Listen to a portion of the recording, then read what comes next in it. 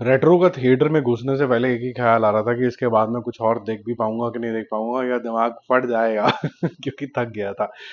Retro कितनी शानदार है नहीं है उसके बारे में बात करेंगे। पहले मैं कुछ इसकी खूबियों के बारे में बात कर लेता हूँ। देखो, जो इसकी सिनेमेटोग्राफी है वो बहुत शानदार है।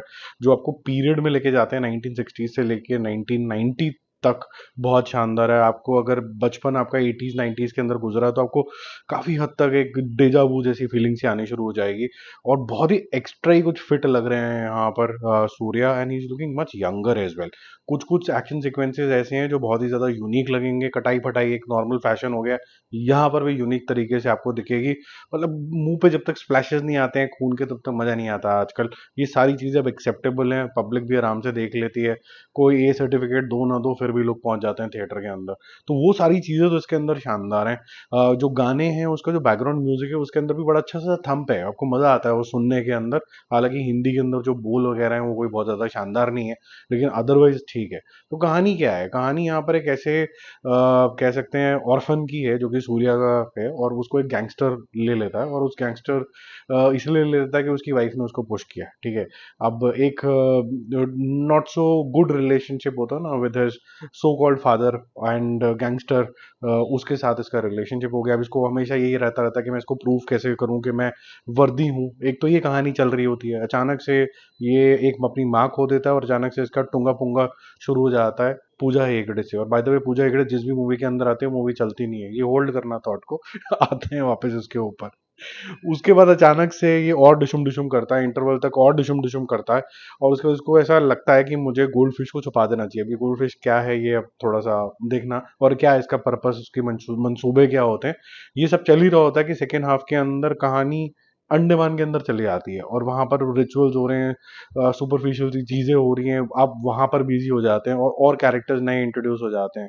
अब इस सब चीजों का अंत कैसे होगा, ये सब चीजें दिखाई जाती है। और इन बिटवीन इसने भीष्म पितामह वाली जो कसम खाई है कि भाई मैं अब पूरे सारे बुरे काम छोड़ दूंगा और सारा गैंगस्टरपन छोड़ दूंगा, और मैं जो अपनी लाइफ है वो सिर्फ पत्नी को समर्पित करके एक फैमिली मैन बनूंगा। वो सारी चीजें यहाँ पर दिखती हैं इसके अंदर।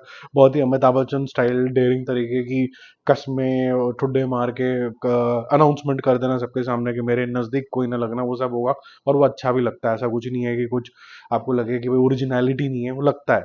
लेकिन ये इतने सारी चीजों के अंदर चलती रहती है ना कि एक साइड आपको लगता है कि एक ऐसा इंसान जो इसलिए गैंगस्टर बन रहा है कि वो अपने बाप को कुछ प्रूव करना चाहता है, वर्सेस लव स्टोरी वो जो पूजा हेगड़े के साथ चल रही है, फिर वर्सेस प्यार ना मिलने की वजह से the closeness with the mother, mother ना होने की वजह से वापस प्यार ढूंढना।